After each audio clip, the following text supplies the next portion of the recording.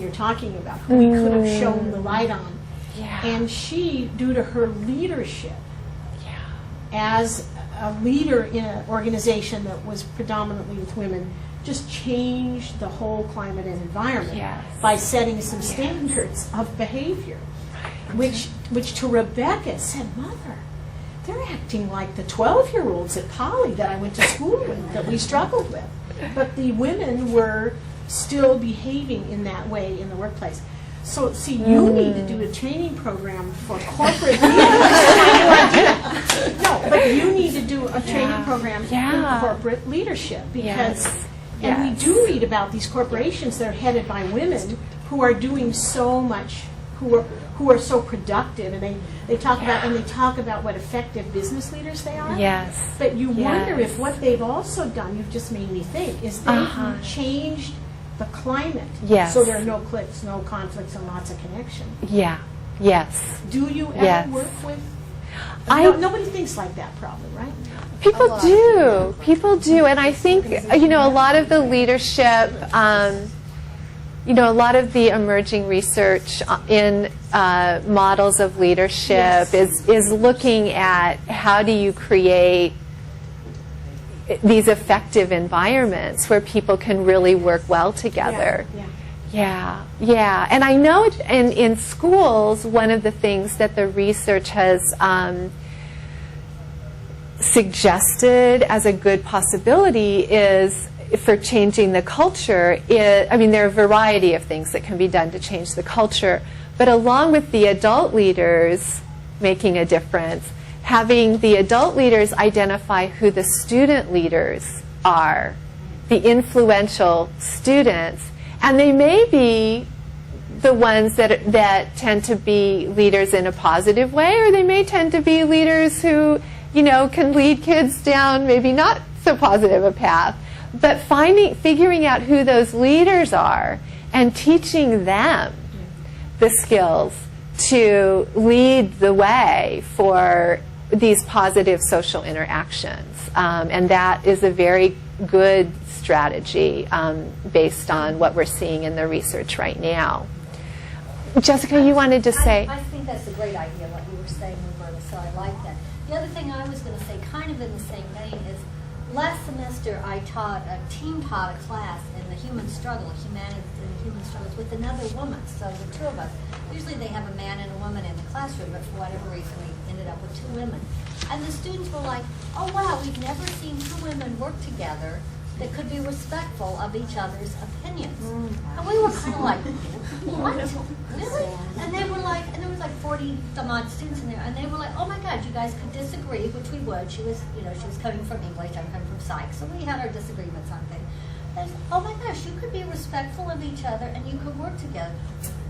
We've never seen that. Such a great role model. So positive, so important. It felt good, but it was like disconcerting at the same time.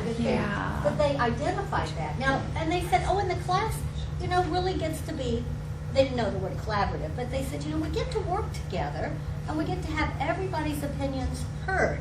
So that was, that was kind of the way they articulated it. But I thought, oh my gosh, we really do have to think about having more women working together and modeling that you can work together and be respectful of each other, even though you may say, well, I look at it this way and she looked at it that way.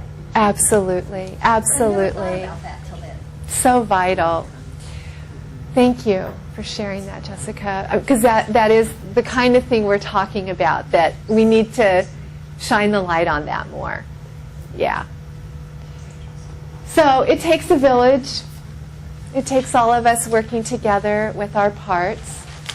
There are some core competencies that are really key to social and emotional development. And I really like the core competencies that have been organized by the social and emotional intelligence community. The work of Daniel Goleman, who you may know as the author of many books on social and emotional intelligence, and the whole cadre, the whole community of people that have contributed significantly to our understanding of social and emotional intelligence. There's an excellent website called it's CASEL.org, the Collaborative for Academic, Social, and Emotional Learning website. So it's CASEL.org. It's listed in your resources. At the end of your PowerPoint, I've given you a lot of books. Book recommendations. I've also given you a number of website resources, and CASEL.org is on there. I think they have very effectively come up with a way of categorizing the skills that girls and boys need for social and emotional learning. The self-awareness and self-management skills are key. Now, I know that oftentimes when we think about helping kids navigate their social world, girls navigate their social world, we're thinking about helping them develop social awareness and relationship skills. But the self-awareness and self-management is equally as important.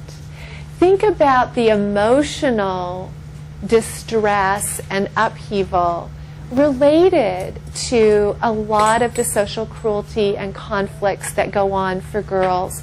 So many teachers tell me that they lose so much classroom time after lunch and after recess because of what upsetting things have happened on the yard, and that the kids come back in and they're so distressed that they can't focus, they can't settle themselves.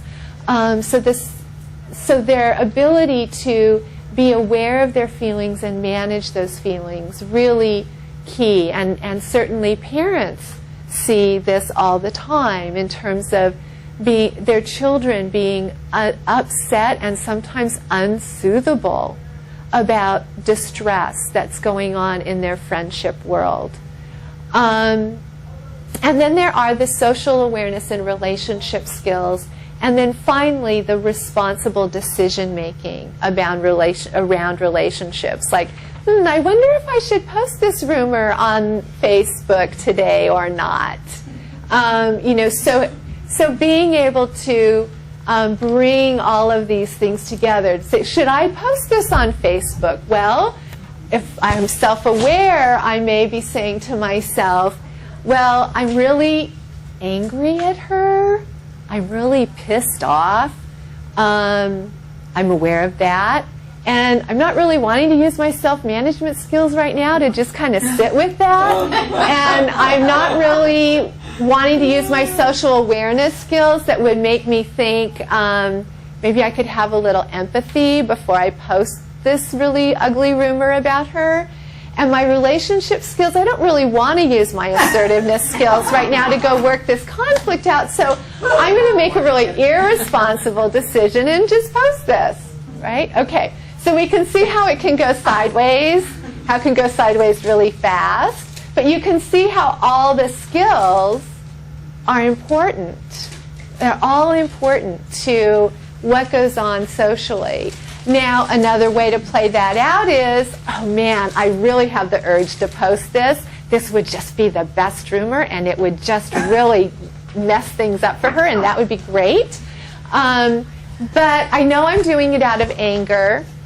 I know that maybe if I took some time to chill a little bit, take a walk, take a run, take a hot shower, do some art, do some writing, talk to somebody.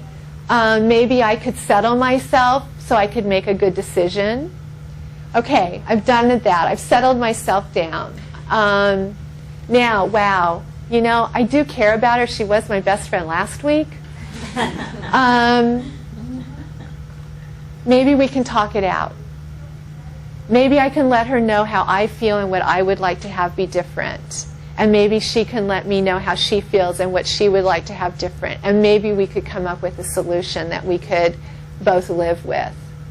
And I won't post the rumor on Facebook. Yeah. Well, it's really what I having an adolescent daughter. Yes. What's really challenging is the impulsivity that comes along with Yeah. adolescence. Yes. So I'm looking Yes. at this list. Yes. And that's got to happen really quickly. Because, to be able to go down that list in your brain, because the impulsivity becomes an obstacle Right. to that. Well, one of the obstacles, and I'm so glad you brought this up, one of the obstacles is brain development. That frontal lobe just isn't quite where it's going to be at age 25 or age 30, right?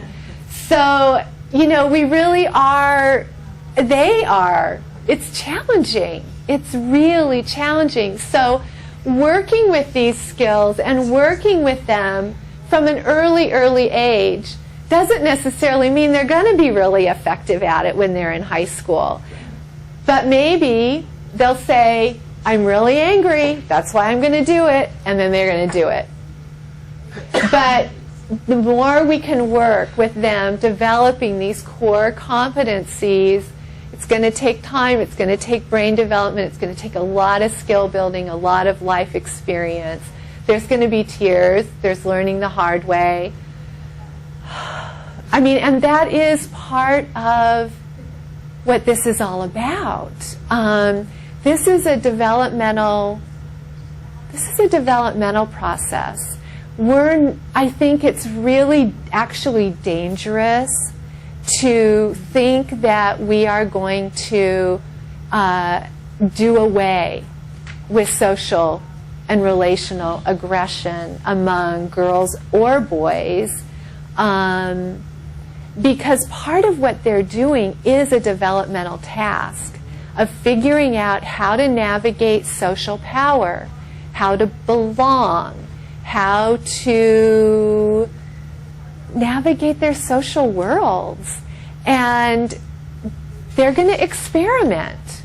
And they're sometimes going to do mean things. And sometimes when they do those mean things, they're going to have an experience of regretting that, or maybe getting social benefits from that. And there's a lot of learning that's involved that we can't rob them of. So on the one hand, we want to be helping them have skills.